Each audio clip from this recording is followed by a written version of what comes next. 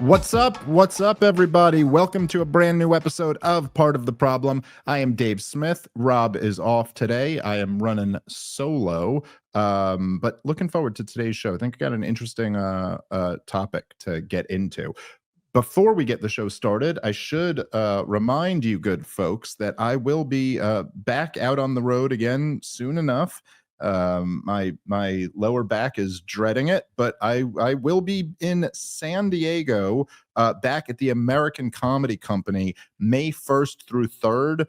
This is one of my favorite clubs in the freaking country, so really looking forward to the shows out there. Not so much the plane ride, but the shows I'm very much looking forward to. And then after that, I will be for the first time ever at the Skyline Comedy Club in Appleton, Wisconsin. It's my first time I'm ever going to Appleton, so really looking forward to that. comicdavesmith.com is the website. If you want to go grab tickets, please head over there. And then next up after that is the big one, is Comedy Works in Denver. Really looking forward to that one as well. It's got a bunch of dates for the rest of the year. Robbie the Fire Bernstein will be with me on all of those shows. So if you want to come see the two of us, please do.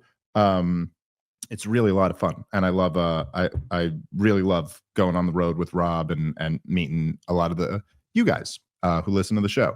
Okay, so I wanted to on today's episode, and maybe if we have time, I'll get into a couple other things. But I wanted to talk about this. So Jordan Peterson did the Joe Rogan Experience yesterday, and it came out yesterday. Maybe they did it 2 days ago, but there was a point that or like a little mini rant that he went on that kind of was hitting on a lot of the topics that we've been talking about. Of course, like it hit on, specifically hit on the debate I had with Douglas Murray. It also just became a comment on this broader theme of like, the collapse of the legacy media and the rise of the podcast scene, and all of these things. And I thought it was kind of interesting, and I wanted to kind of respond to it and go over some of the ideas that he put forward. And I should say at the beginning of this, I posted a tweet earlier today on this topic, but I should say that so I do have immense respect for Jordan Peterson, and I think he is absolutely brilliant, like an incredibly intelligent individual. And I always thought that he was, particularly during his rise, I thought that he was one of, if not the most important cultural intellectual figures.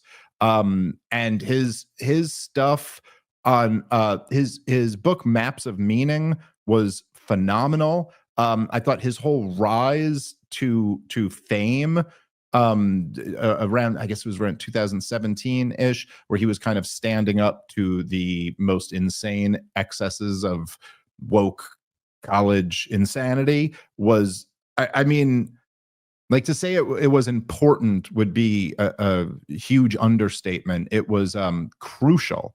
He was like a critical voice. I would not want to replay the last 10 years and like run an experiment with no Jordan Peterson there. I think things turn out much worse if it wasn't for this guy. And while I've often disagreed with him on political issues, and if I'm being quite frank, I always felt that he was a much more powerful force as a Jungian psychologist who was commenting on culture and meaning in life. I always felt that when he got into politics, it was where he always stumbled, and where it unfortunately at times, I think, took away from his legacy.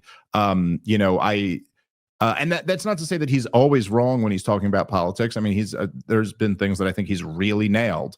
And he's done podcasts on economics and on cryptocurrency and on Misesian economics, and I thought were really phenomenal. But it is where the political realm is where he ended up getting a lot of things wrong, like, falling for the COVID nonsense for a bit, or foreign policy, things like that.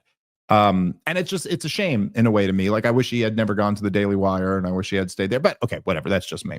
Anyway, because I do have enormous respect for Jordan Peterson, and because I know his views on Israel, and I know that he works at the Daily Wire right now, I was, and also just knowing what's been going on over the last few weeks, when I saw he was on, I was like, well, there's no way this didn't come up. So let me buckle myself, for what Dr. Peterson's going to throw at me. So I was somewhat pleasantly surprised that that was not how it went, and that he just gave, he gave me a compliment in passing, and then talked about the other stuff he was going to say. So anyway, I was a little bit, just full disclosure here, as I like to be honest with my audience, I was a little bit relieved about that. But then he went on to make a point that I did, I found a bit concerning.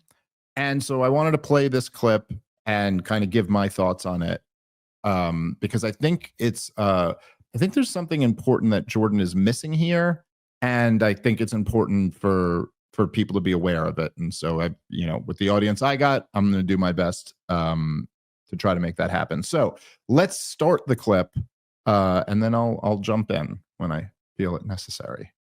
And so this is like, I can really see this starting to happen on the right. Like, I've been tracking psychopathic behavior on the right for probably 4 years, something like that, especially on the anti-Semitic side, because that's really where it reared its head first.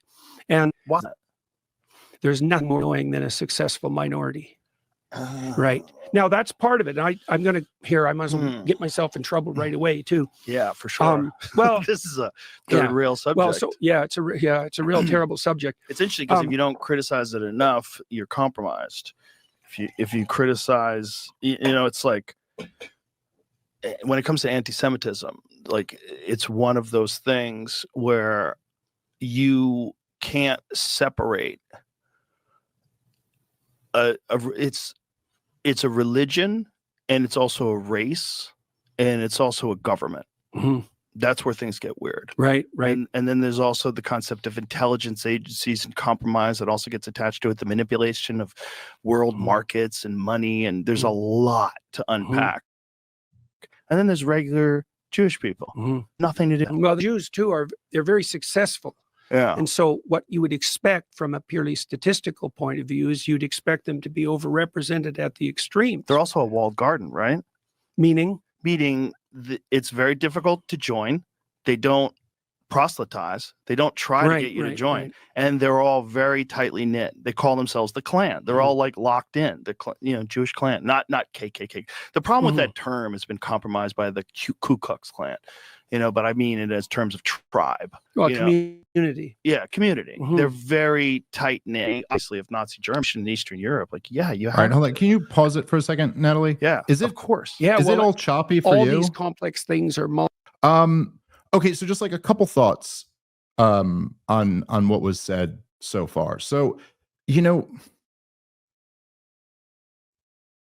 and maybe I'll hold off on this second point until a little bit later in the clip. Oh, okay, let me say this. So there's, Jordan Peterson is talking about paying attention to psychotic behavior on the right, and that's fair, fair enough. I mean, I certainly see a lot of this all over the place. We could kind of get back into that in a second.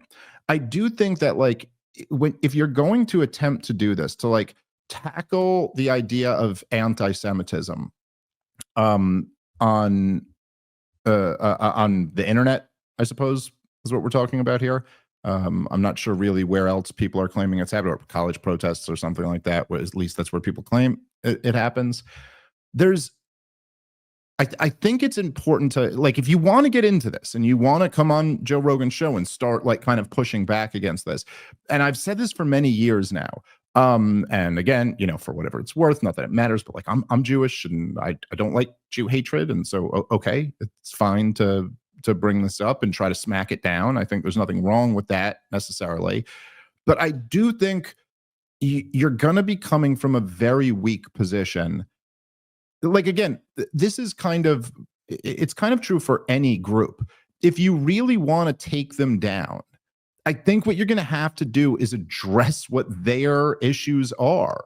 And I feel like sometimes people are afraid to do this. This has always come very natural to me. And I've never bought into the argument that you can't do this because it could, create fertile ground for some type of hatred or something.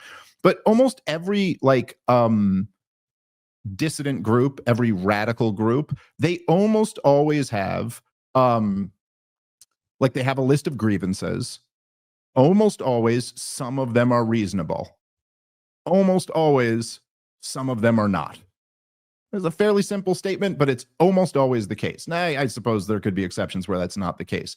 But if you're going to take them on, then I think the way to do that is to admit the legitimate grievances that they have and then point out the error of their ways.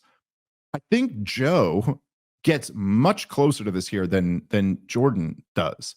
And there's, to say that Jews are highly successful, I mean, that is true, but, that's also true for other minority groups where you don't see this rise in distrust or hatred or whatever you want to call it.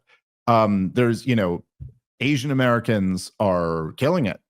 And there's lots of subgroups within Asian Americans who are just doing really great.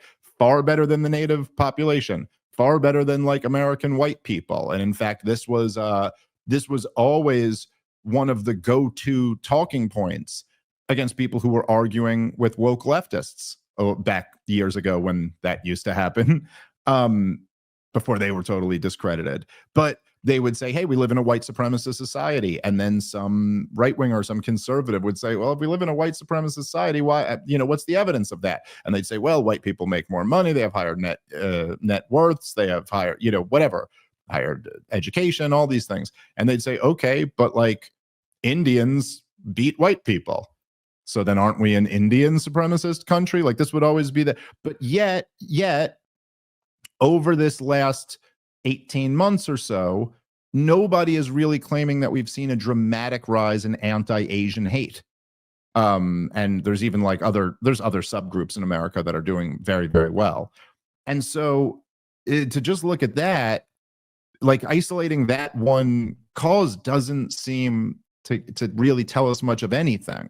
And then at the same time, over these last 18 months, you've seen this horrific military onslaught in Gaza that is being completely funded and armed and propped up by our country. This is something that crosses both political parties, right? Joe Biden initiated the policy. Donald Trump is continuing the policy. It's not a Democrat or Republican issue.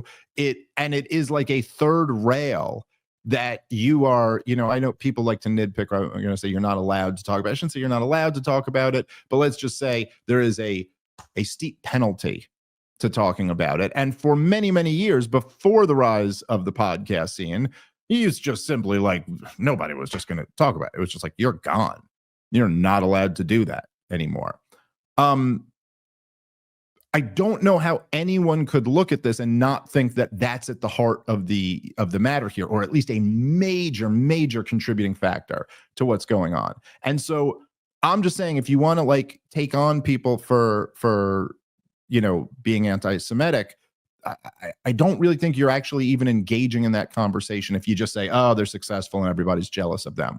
I mean, even within the people, even within the community of people who you would put into that category, there is, there's you would hear all the time, if you listen to them, talking about how overrepresented Jewish people are in banking and media. You hear a lot made of pornography, these different areas. I've never once heard any of the Jew haters make a big deal about how Jews are overrepresented in dentistry. Now, they also are. overwhelmingly overrepresented in dentistry. And you make pretty good living. Being a good dentist, you're probably going to make, I'd guess, like 5 times the, median household income. Okay. So why don't we hear a lot of complaints about that? Because it's dentistry is not hurting our society. They're just kind of fixing people's cracked tooths, and then they're happy that they got their tooth fixed. And so they go like, I'm just making the point that like there is some other element to this here now. And if you're going to be, disproportionately involved in banking, disproportionately involved in media, disproportionately involved in war making, you can see where that's going to lead to more of a hatred of your group. Now, I still think that hatred is irrational, and for the exact reasons that Joe laid out. It's like, well, what are we talking about when we talk about Jews? Are you talking about a religion or a people or a government or, figures that are very powerful within our government? And then, as Joe correctly says, and then there's just regular people. There's just regular people who have nothing to do with any of that. Now, of course, on some level, like this is the logical conclusion of this is just like that individualism should win out the day. People are innocent or guilty as individuals based on their actions, not based on their collective group. However, when you're talking about these things, you do tend to understand that, unfortunately, that's not the way that most human beings interact with the world. Now, it's by our very nature that we're pattern recognizing creatures, and that can be good, and that also can be bad. And it's very dangerous. And I think that a lot of the people who fall into this camp do have a tendency to start with their conclusion. And that's the problem with pattern recognition. You can't just, it's like feminists could sit there and say like, we live in a, patriarchal, sexist society that oppresses women. And then they go, well, look, as evidence of this, 90% of the Fortune 500 CEOs are men.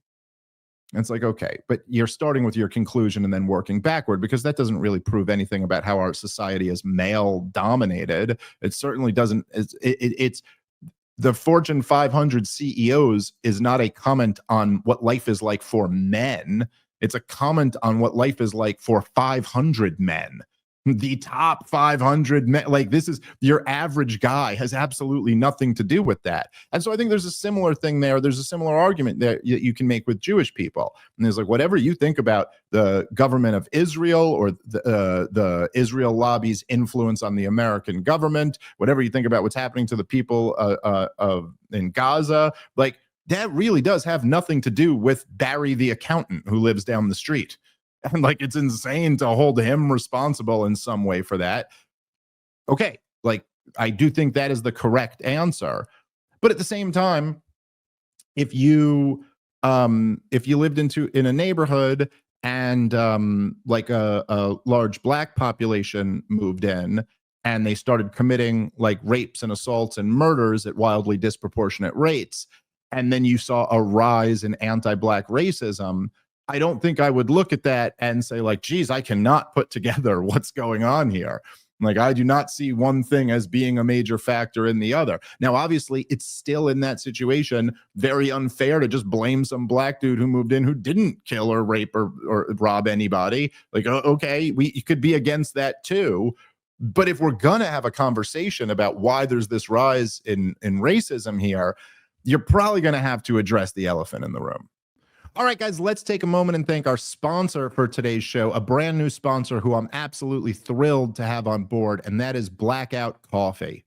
Stop drinking garbage coffee and get yourself some Blackout today. This stuff is delicious. I'm a bit of a coffee snob, and I will tell you, I love this stuff. Black House Coffee is roasted right here in the USA, and the company is run by people who love liberty, who love the Constitution, and love the United States of America. So stop drinking this garbage coffee from big corporations and go over to Blackout Coffee. And right now, if you use the promo code PROBLEM, you'll get 20% off your first order. That's right, 20% off at blackoutcoffee.com/problem when you use the promo code PROBLEM. They also have the canned cold brew, which I am a big fan of. Guys, try some of this stuff. I think you're going to love it just like I do. Go to blackoutcoffee.com/problem and use the promo code problem, and you're going to get 20% off your next order. That's blackoutcoffee.com/problem. Use the promo code problem for 20% off. Get some great coffee, support people who support liberty and America, and drink coffee that doesn't suck. All right, let's get back into the show. So I'd start with that. All right, let's keep playing. One of the things I was trying to figure out when I was watching that is certainly didn't walk away from it with that idea in mind. But then underneath all that, I thought there's a really unbelievably tricky problem here, and I think that's why it's made it poked up into. Well, you also set that conversation up, but it's manifest in that conversation. The psychopathic pretenders, and it's even worse now, and then make a barrier, right? Now, the right was calling for the left to do that for decades, and they didn't, and they couldn't, and the left is not good at drawing barriers, partly temperamentally. The right is somewhat better, but there's no shortage of monstrosity there. And so then the question is, how do you draw the line? And that's kind of what I was, because I've been watching these right-wing, they're not right-wing, these psychopathic types manipulate the edge of the conservative movement for their own gain. And a lot of that's cloaked in anti-Semitic guys. There's plenty of anti-Semitism on the left too, by the way. So it's not unique to the right. Well, but particularly now. Yes, particularly now. And so, you've let your curiosity guide you, your curiosity and your desire for knowledge, this quest. Okay, here, let's pause it here. Let that guide you as a podcaster. And by the way, I'm trying to work through exactly. All right. So, all right, let me give my thoughts on this. So first of all, I do, as I kind of alluded to at the beginning of the show, I did appreciate that. I thought it was like a nice gesture that he said that he went, I watched your discussion. I thought all three of you guys did a very good job. I looked at it like, could I have done any better? And I didn't leave feeling like I could have. That was a kind gesture of him. I appreciate that. As I said before, that is as good as I could possibly hope for from a Daily Wire employee to say about that specific debate. Now, leaving aside the fact that nobody in the world thinks that, there's nobody who thinks that both me and Douglas did a really good job in this debate, but whatever, that's fine. It was nice enough that he said that. But I thought that this next kind of section that he goes to of saying you guys were navigating very difficult water, and that, there's this problem of keeping the psychopaths out. And then it's almost seems the way he's putting it that's like synonymous with anti-Semitism, prejudice against Jews and being a psychopath are the same thing or something like that. I'm not saying he exactly makes that claim, but it's like that's the group he's concerned when it comes to psychopaths. And here, this is my issue that I've always had with this way of looking at things. The Jeff Deist responded to my tweet earlier today, the brilliant Jeff Deist. And I thought he said something along the lines, I'm probably going to butcher this and not say it as well as him, but he said something along the lines of, he goes, gatekeepers have a tendency to confuse the pushback for the push. It was just kind of an interesting thought. Now, the way I look at this, and by the way, this is, as I've said many times before, and I will not stop saying, this is the reason why I hate the term whataboutism. Again, not that there's not ever a scenario where you're just interjecting something that's irrelevant and changing the subject and you want to stay on subject, but so often, the overwhelming majority of the time that I ever see the term whataboutism used, it is essentially to attempt to not allow someone to put something into context. And so, if you're giving a report to the cops and you go, oh yes, I saw this guy punch that guy in the face, and then someone points out yeah, but that guy punched him in the face first, and you go, whataboutism? It's like, no, that's not whataboutism. That's we're talking about exactly what's going on in this conflict. And you kind of can't you can't just look at one side of it. Like I have no problem ever with anybody having a standard. I mean, I may not exactly agree with everybody's standard, but I certainly have no problem with having a standard. All I'm saying is that you have to apply that standard across the board equally, or do your best to do that. And so what I've seen, and I've seen a lot of this over the last 18 months or so, is that people who are very supportive of what Israel is doing, of Israel's destruction of Gaza, people who support that and who support Israel's government are very quick to point out the kind of dehumanizing bigotry aimed at Jewish people. And again, I'm not saying that there's no, I don't like that. That's about me and my group. I'm not a fan of that, obviously. But I can also recognize that it's like, well, wait, hold on. What I'm seeing here is a massive attempt on both sides to dehumanize the other side. Okay, so that's like the first starting point. It's like I saw it today on my Twitter feed, and it's just so funny to me. I just happen to see them, and my Twitter's been blowing up so much, it's just like not even fun anymore. You can't follow anything. Because I finally starting to understand what it's like for these people who have like really big followings. It's not fun. Twitter, I've said this before, it was the most fun around 50,000 followers. That's when it's at its best. But so I saw it today. I just happened to see it. It's like I saw one, and then I hit refresh, and then it scrolls up, and then I saw another one, and they were like the exact same tweet. And but one about Muslims, one about Jews. That it's just kind of like, they're all bad. You can't trust any of them. We had to destroy them all. There's this effort made all around. And the thing that I have just,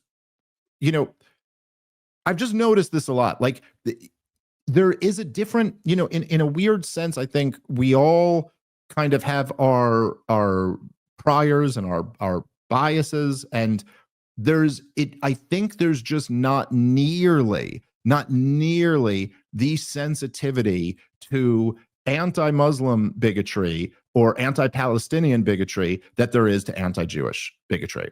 I mean, I think this is just like undeniably the case.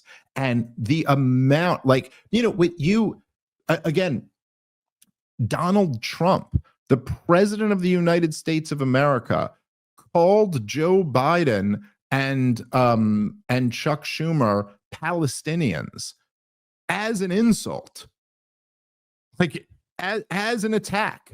Like you're there. I mean, think about that for a second. Like think about, this is the worst thing you could accuse one of the groypers of doing, is what the president of the United States did, just on the other side of the coin. It'd be the equivalent of getting up there and being like, this guy's a Jew. Like to someone who's not Jewish, but meaning it as an insult. Don't even listen to anything else this guy says. Like you'd be quite surprised to see that. And even when I just say it like that, you just think about how beyond the realm of even comprehension, like beyond it, like if I say that, I go, what would it have been like if in a presidential debate, one of the candidates just looked over at the other one and said, this guy's basically a Jew? You can't even conceive of that being the case. And yet we literally just saw it happen when it was Palestinian, and really wasn't even a big story. Wasn't even like a thing. I made hay out of it. I don't know how many other people did.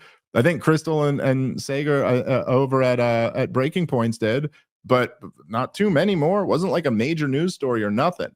I mean, I see this type of language all over the place. And I think that Darryl Cooper, in his prologue to the World War II series, got it right.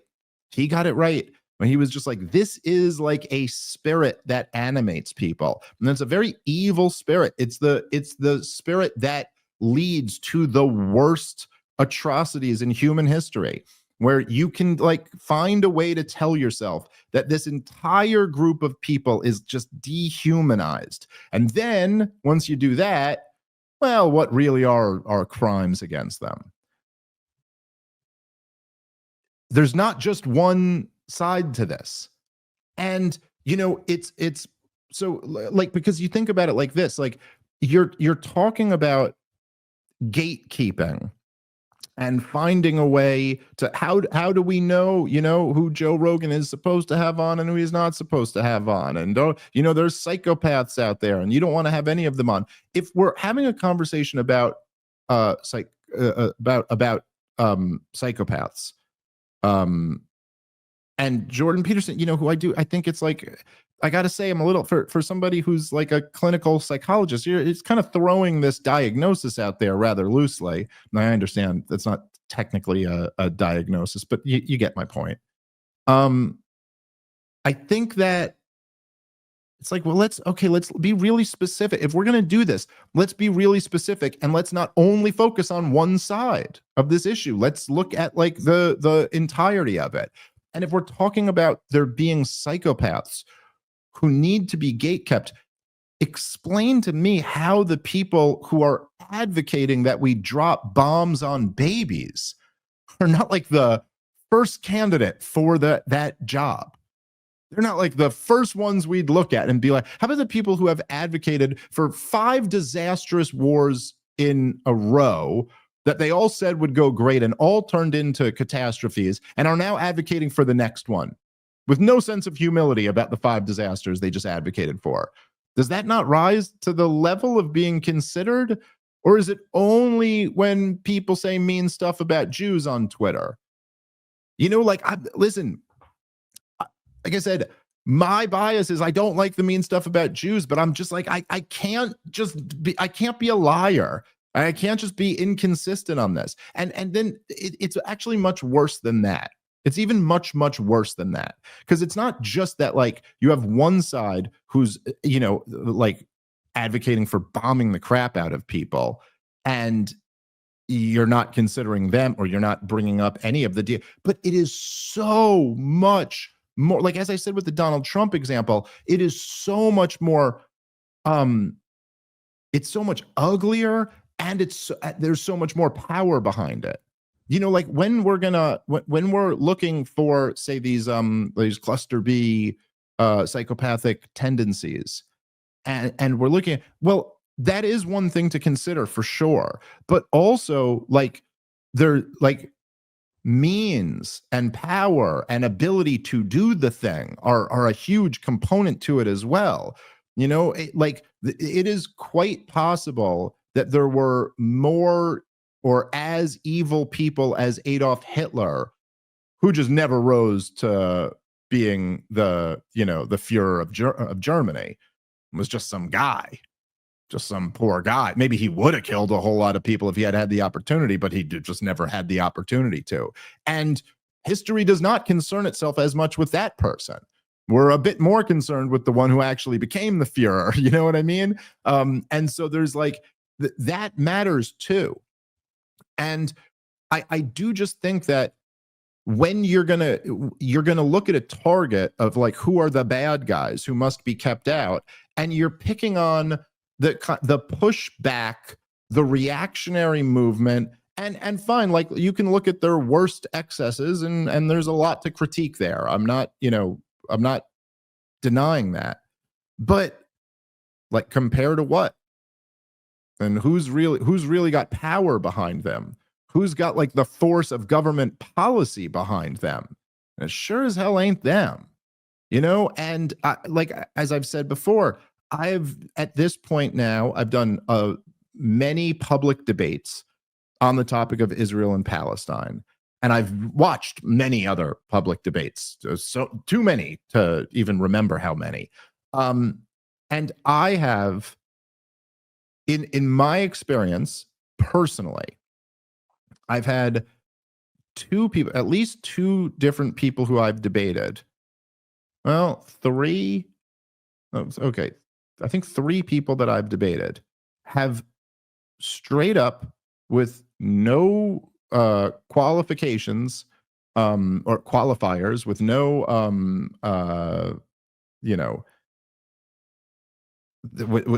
they've just argued to me that these people have no rights. I mean, said that out loud, explicitly. That's their argument. These Palestinian people have no rights. they're savages, they're less than human. I mean, maybe they wouldn't say the words less than human, but they would say savages. It's a clash of civilization. They're on the wrong, they forfeit all their rights. We have a right to do whatever we want to them. Prominent people have said that, you know, like we've got like, I mean, you're talking about psychopathic behavior. Nikki Haley was signing the bombs that are about to be dropped on children. I am sorry. That ranks on a different level than a groiper on the internet talking shit to me. You know what I mean? Like, I'm sorry that they're talking shit to me, but I could still sit here and say like, yeah, this just isn't really that high on the level of concerns. And like, okay, if after we've dealt with all that other shit and like called out all of them, if you want to call out that groiper talking shit to me too, okay, fine. I don't have a problem with that, you know, but like, it is a little bit wild to scope out the landscape here, to survey the whole landscape and then come away with like, I know who the psychopaths are. It's these guys. Make it make sense to me.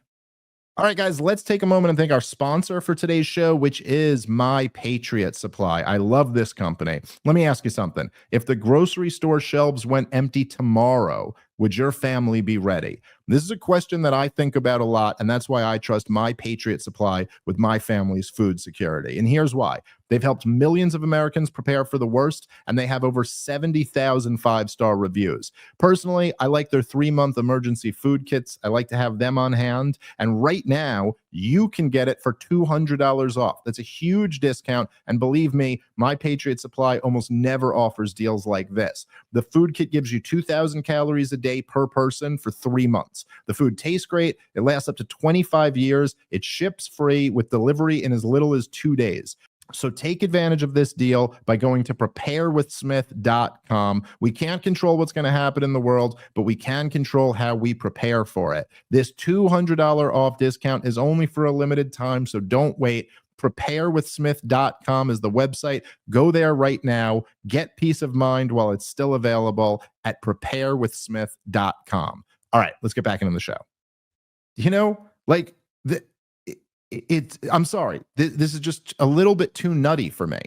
And like the again, there's the what's the guy's name? Randy Fine, I want to say. He's a congressman down in Florida. And he tweeted somebody like, I don't want to butcher exactly what it was, but it was something pretty close to being this bad. Like someone sent him, like on Twitter, because he's like a very pro-Israel guy and supports the destruction of Gaza, as if someone sent him like a picture of like a dead baby in Gaza. And he like responded by being like, great, let's see some more. Like, holy shit. Now, can you imagine if someone had said that about like one of the dead people on October 7th? It was a sitting member of Congress. Can you imagine the shitstorm? I mean, like if Ilhan Omar utters the words "from the river to the sea," that'll be national news. But looking at a dead child and being like, great. And that guy got an endorsement from the president of the United States a couple days after that. Talk about dehumanizing bigotry. I mean, all right. There's some competition going around here. And again, like, one of them are actually going like there's just something. If you were teleported, and I know people will say this is idiots will say this is like a lefty argument or something like that, but it's really not. It's just a human argument, and it's very it's just obviously that power has something to do with this. Has something to do with this equation, and who is being oppressed has something to do with this equation. And a lot of times, and this is one of the very unfortunate things in this kind of post woke world that we're living in, is that critical race theory, which is retarded, genuinely is just very, very stupid theory. Like, it's really, really dumb. You can't believe intellectuals ever like even allowed this to develop the way it did. But because the claim of critical race theory is that all of the world is seen through oppressor versus oppressed, and that every human interaction must be an oppressor versus an oppressed. Now, that's very stupid because it's not true, and it completely ignores win-win relationships, which happen all around us. All around us. Romantic relationships are win-win relationships. Friendships are typically, unless they're like, toxic, but generally speaking, they certainly can be win-win relationships. Market transactions tend to be win-win relationships. Literally I always think about this because my dumb, autistic libertarian brain, but I always think I love every thank you moment that you ever have. I literally had one with Natalie the other day. When we were here, it's like we finished the show and whatever, we leave. She was like editing it together to get it ready. And I was like, okay, I'm gonna run upstairs, blah, blah, blah, So and I went, thank you. And she goes, thank you. Because that's what a win-win relationship is. We're voluntarily in this relationship. Like, I need a good producer. She wants the job. We're both working together. There's not an oppressor or oppressed here. Like, that's just not okay. So critical race theory is stupid. However, it's equally stupid to pretend that nobody's ever oppressed and nobody's ever the oppressor. And so, like, you get this a lot. If you ever say, like, oh, this group is oppressed, now people go, oh, you sound like you're critical race theory. It's like, no, dummy, you don't know what you're talking about. And so, like, if you were to take a time machine and go back to, 1820, and you were sitting around a room with like a slave owner, and him and his buddies, who are all slave owners, were just talking about how stupid black people are and how they're not human and how you could do whatever you want to them and all that. You might have a certain feeling about that and how disgusting that is. And if you then went to the slave quarters and they were sitting around talking about how terrible white people are and how white people are garbage and blah, blah, blah, while you may not agree with it, you might have a slightly different feeling about their bigotry. You know what I'm saying? Like, it's a little bit different to like be the group who's being dumped on versus the one doing the dumping and also being racist. It's just different. And so I do, and this is just my own view on this, I do find it to be substantially more disturbing to be spreading this like dehumanization of the Palestinians while they're just getting fucked up. Like, there's something more disturbing to me about that level of bigotry while they are just getting so goddamn slaughtered. So for that reason, like, it's like, what's actually going on, who actually has the power, and who actually is exhibiting the most psychotic behavior here. You would think that would come into it to some degree, although it doesn't. All right, let's keep playing from the clip, and I'll probably have some more to respond to. The same sort of thing. How do you know, given your radical increase in stature over the last 10 years, how do you know when your curiosity and even your skepticism about the fact that things aren't the way that people say they are, because that's certainly been demonstrated in the last 10 years, how should anyone decide what guardrails to put up? Like, what do you look for? Do you have a conceptual system worked out for that? Like, because, what do you mean? In what way? Well, how do I look for in terms of people to talk to? Yeah. Because you have this insanely immense platform, and you're inviting people onto it. And, you said to Douglas, and I know this to be true, that you're not really thinking about the outcome exactly. You're thinking about, this is an interesting person to talk to, and I'd like to go on that quest. But then you have the additional conundrum. We're trying to work this out in the Daily Wire side of things too. Not to say that that's exactly the same situation. It's like, once you gain in reach and authority, then how do you know that? How do you take great care that the people you're talking to aren't, what would you say, eliciting or feeding a subculture? Yeah, that's right. That hasn't got the proper aims. Like, I guess the legacy media probably worked that out by having people mediators, right? And guests. And that was also back when we could rely on the structures of authority in some sense to filter. And now we're in this helter-skelter world where everything is the up legacy for media grabs. is the worst at that now. Yeah, I know. They're the worst. I at know. that, which is fascinating. You know, it really is. It's really fascinating when. Yeah. The okay. So one thing here that I think at a different section, Joe did kind of address. Like he brought it up, but I don't think that the conversation really stayed there for that long, if I'm remembering correctly. But you know, again, I just think like all of these, the kind of like assumptions that are built into some of the, you know, the worldview that Jordan is espousing here, I think are perhaps incorrect. And one of them is that the legacy media used to have a system of doing this so that we could trust them. I think that a much more accurate way to look at it is that they were never trustworthy. And I think part of, like, don't get me wrong, because there are, as Jordan correctly said, there are many variables here. And part of what's happened is like, there's like a whole bunch of things that have happened at once. Number one, there's been a tremendous atrophy amongst the American elites. We just do not, I mean, the group of elites that have had large amounts of power over the last 15 to 20 years are a truly unimpressive group. And we produced much more impressive elites in previous generations.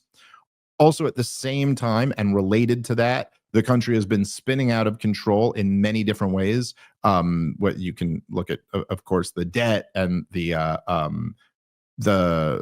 prolonged wars and the insane COVID response and the debasing of the currency. And there's much more. I think there are many more existential problems. Not that there weren't some in the past, but all of this happened with the rise of the technology that allowed for this massive decentralized kind of media movement.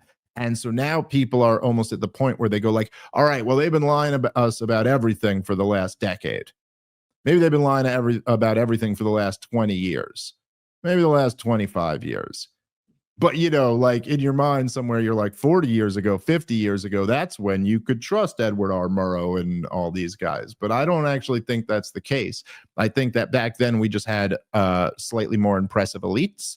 They had the media apparatus locked down, and the American people were much more gullible. And we were less at risk.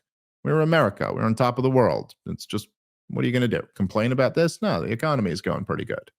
All right, guys, let's take a moment and thank our sponsor for today's show, which is Tax Network USA. Tax day may have passed, but for millions of Americans, the real trouble is just beginning. If you missed the April 15th deadline or still owe back taxes, the IRS is ramping up enforcement. Every day you wait only makes things worse. With over 5,000 new tax liens filed daily and tools like property seizures, bank levies, and wage garnishments, the IRS is applying pressure at levels we haven't seen in years. Increased administrative scrutiny means collections are moving fast. The good news, there's still time for Tax Network USA to help. Self-employed or business owner, even if your books are a mess, they've got it covered. Tax Network USA specializes in cleaning up financial chaos and getting you back on track fast.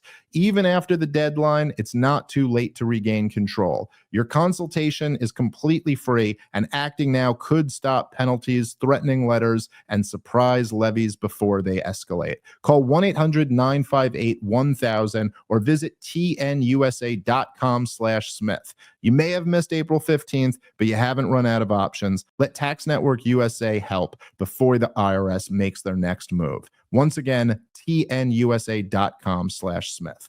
All right, let's get back into the show. But look, I mean, look, we were, and this is at this point, I mean, this isn't even controversial. This has all just been declassified and known. We were lied into World War I.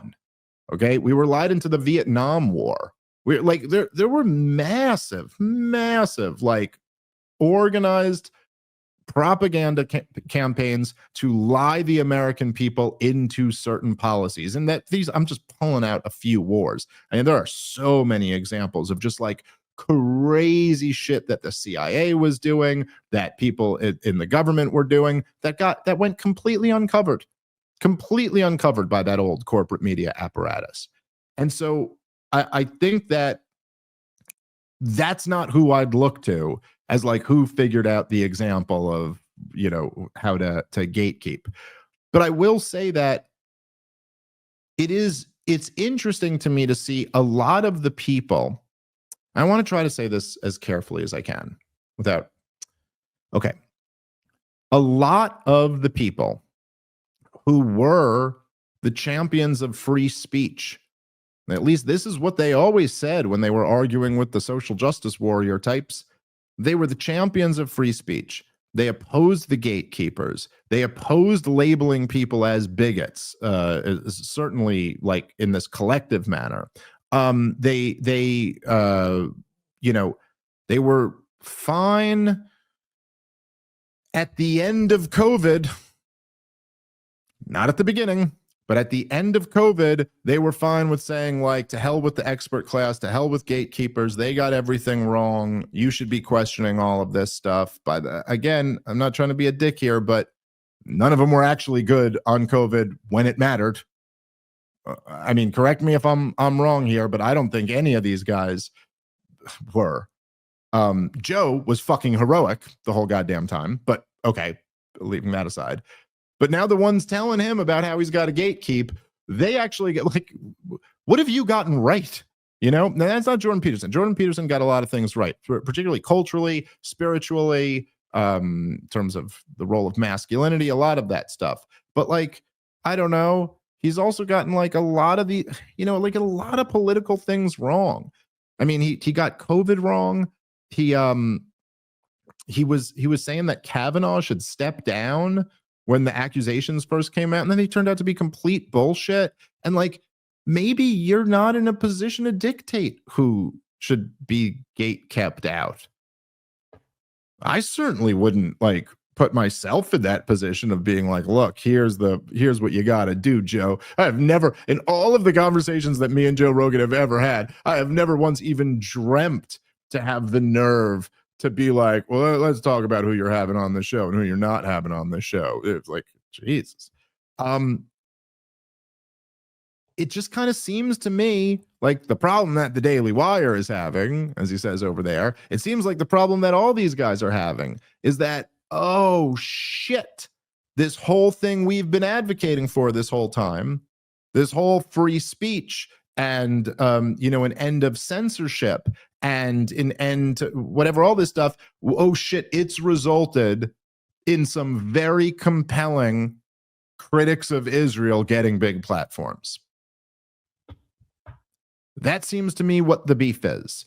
Because really, if we're talking about anti-Semitism or Jew hatred, or as Jordan Peterson specifically mentioned by name, I think not in this clip, but at a different portion, specifically mentioned the Groypers by name. Okay, well, Joe's never had any of them on. What are we actually talking about here? Joe's never had Nick Fuentes on. He's never had a Groyper on his show. He's had these other guys on. But you're kind of using them as an example to kind of have this struggle session with Joe about what standards he has for having a guest on. And this just, to me, seems like a very similar tactic to all of the stuff that Jordan Peterson so heroically stood against. And I'm not quite sure why we're even having this conversation right now. I mean, like, I think Joe's standard is working just fine. Granted, I'm a little biased in this department, but I think his standard is working just fine. He has people on who he thinks interesting and compelling and has interesting conversations with them. And by the way, he's had a lot of people who support Israel on the show. He's had a lot of people who support the effort in Ukraine on the show. He's also had some people who are very critical of both on the show. I don't know. And I also don't think the ratio has to be 1-to-1 or anywhere near close to that. I think he had a lot more pro-Trump people than pro-Kamala people on the show, but who the fuck cares? Oh, and also none of these people care about that. None of them care about that because they agreed with the message. So it just seems, again, if we're going to say this, just make the standard objective and then hold it across the board. I don't think that's too much to ask for. Now, the other point that I'll make, and just to be very clear, I'm not accusing Jordan Peterson of doing this. I don't think he's doing this exactly. It does seem like some of the other ones are flirting with this. And, I watched my buddy Clint Russell's podcast the other day. And Clint Russell is the host of Liberty Lockdown, which is a phenomenal show. And I love Clint very dearly. He's a very good friend of mine. I mean, I think he's a very smart guy, and his show is excellent. So I watched his show, and he was like covering the same stuff that I've covered over the last few episodes of the Douglas Murray article and the Konstantin Kassin article. And his angle on it, which was a little bit different than mine, was like, oh, this is a straight up cancellation attempt of Dave Smith. Like, they're trying to cancel this guy. And while I didn't exactly say that in my responses to both, like, I get his point.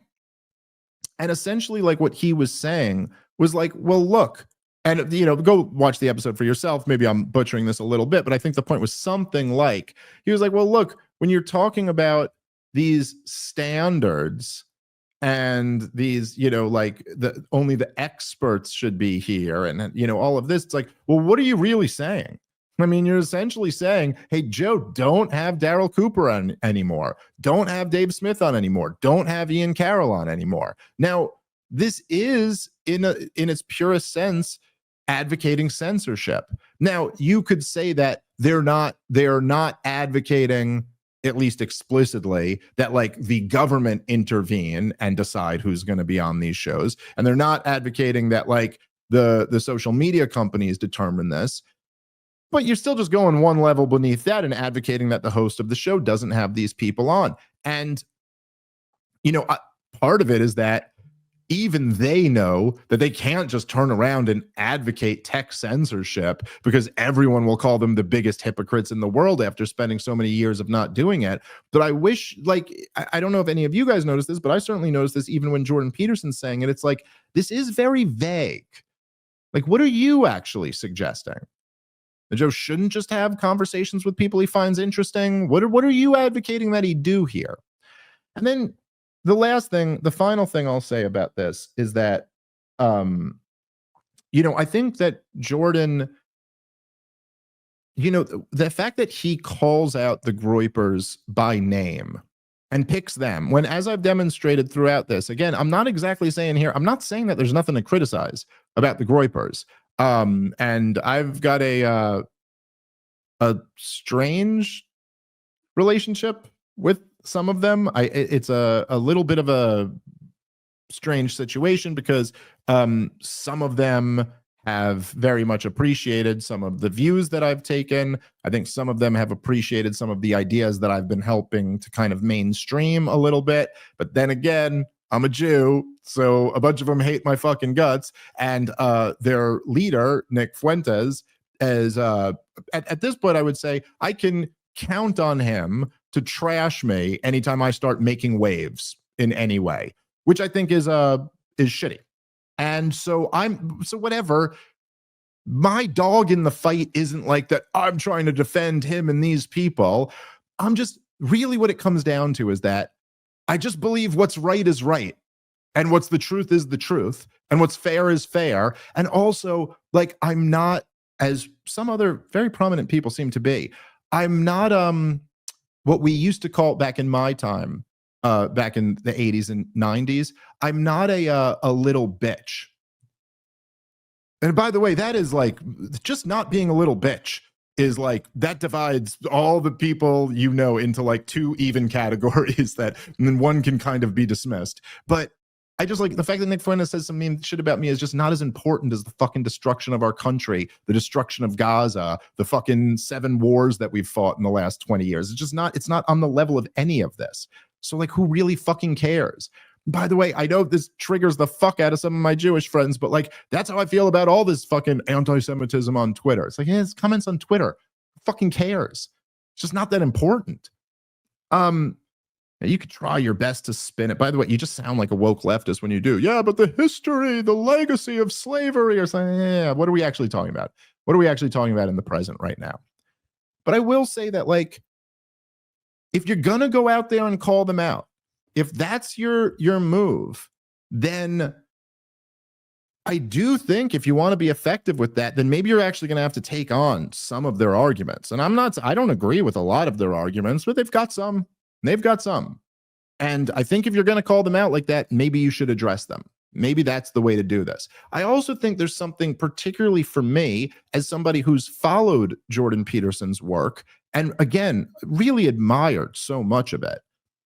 You know, it would occur to me that while, and again, I don't wish to straw man Jordan Peterson on this issue, but while he is kind of sloppily, a little bit, you know, just throwing out these labels of, like, you know, cluster B, psychopaths, narcissists, all these things, I would argue that it is very, very difficult to make any of these diagnoses on a group of people on the internet that you do not know, you have not met. I mean, like, in a professional capacity, Jordan Peterson would never diagnose any individual in this group until he had several sessions with them individually.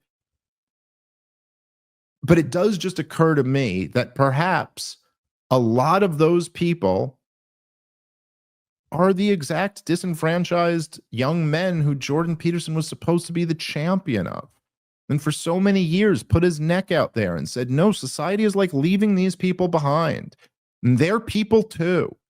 And, you know, this was one area that, like, you know, it's gotten me in, you know, a bit of trouble. I mean, I don't know, you know, like, back to, like, when Clint was saying that there's, like, a cancellation attempt against me. I'm kind of in a position, at least right now. There was a time when I was more worried about that. Maybe I'm being naive. I'm not too worried about it right now. I don't think it's like, we're in this new world, and, like, Joe Rogan and Tucker Carlson love me, so I don't really think I'm getting canceled anytime soon. Maybe I'm wrong, but, like, I'm not really that concerned about that. But so I don't want to, like, I'm just saying, like, I've gotten a lot of flack, let's say, over the years for having this attitude. And I think this was one of the things that Jordan Peterson, that was so great about him, because, of course, he's a lot smarter than me. And so he could put this in a much more eloquent and profound way than I'll be able to. But part of my attitude in dealing with all types of different people, I mean, I've done this with all types of different groups, leftists, socialists, all types of different groups.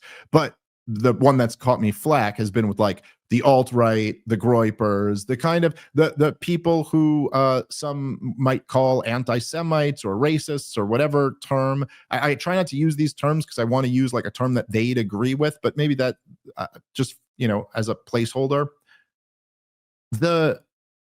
One of the attitudes that I've always had is that these guys are people too. You know, I don't have to agree with them on everything. I could even think there's some really ugly implications to some of the things they believe. By the way, I feel that about socialists too. And in fact, I think a lot of people would die if the socialists were to get some of the policies that they want. But I could still speak to socialists and recognize that's a human being. We have a difference of agreement here. Let's discuss it. Let's see what of your grievances, what I think is a reasonable one and what I think is an unreasonable one, what I think is misguided.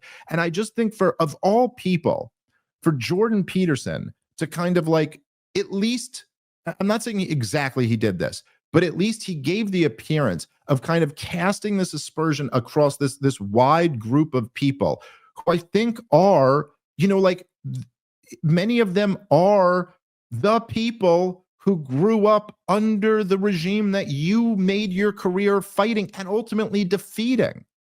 I don't think the correct move here is to now take on the tone of saying they're the deplorables, they must be kept out, they must be kept out of here, on a show that's never had any of them on to begin with. It's like you're just taking shots at them while they're completely powerless. Okay, I mean, there's some of them who got some following on Twitter or whatever, but, like, really, in the greater scheme of things, is that the issue? And is this the way? Like, what are we trying to do here? Like, you're the clinician, not me. What are we trying to do here? Are you trying to like bridge a gap here? Are you trying to like see if some of these people are redeemable? Are you trying to like give them something to think about that they haven't before? Or are you just trying to tell society to shun them? You know, as Jordan Peterson once said, you know, what's so bad about speaking up for the marginalized? All right, I'm going to wrap on that. And